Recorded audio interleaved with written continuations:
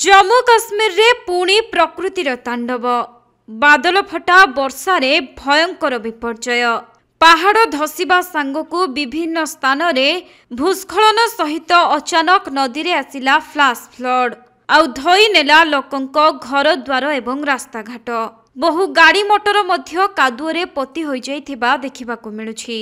तेबे जम्मू काश्मीर रामबन जिल्लार धर्मकुंड गाँ रे एभली विपत्ति आनिछि बादल फटा वर्षा।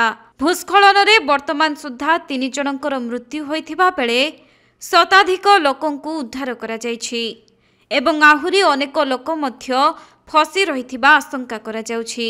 सेपटे वर्षा जोगु जम्मू श्रीनगर जातीय राजपथ रे नासरी और बानिहाल मध्य एकाधिक स्थान रे भूस्खलन एवं पहाड़ धसीबारु यातायात बंद होइछि।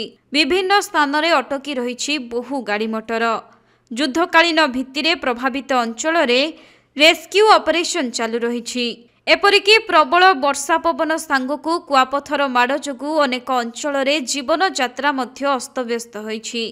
सेपटे उधमपुर रे प्रबल वर्षारु भूस्खलन होइथिबा खबर सामना को आसिछि, जहा फल रे जम्मू श्रीनगर जातीय राजपथ बंद होइछि एवं एही जातीय राजपथ रे अटकी रहिछन्ति हजार हजार लोके।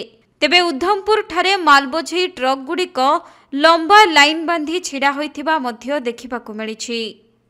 सेही भली अनेक अंचल रे गत किछि दिन हेबो लगातार वर्षा हेउछि, जेउथिपाई अनेक अंचल एबे पानी घेରରେ रहिछि। रास्ता उपरे रहिछि 4 फुट उच्चर पानी आउ लोकमाने अत्यंत विपज्जनक भावे यात्रा करुथुबार दृश्य मध्य सामना को आसुछि।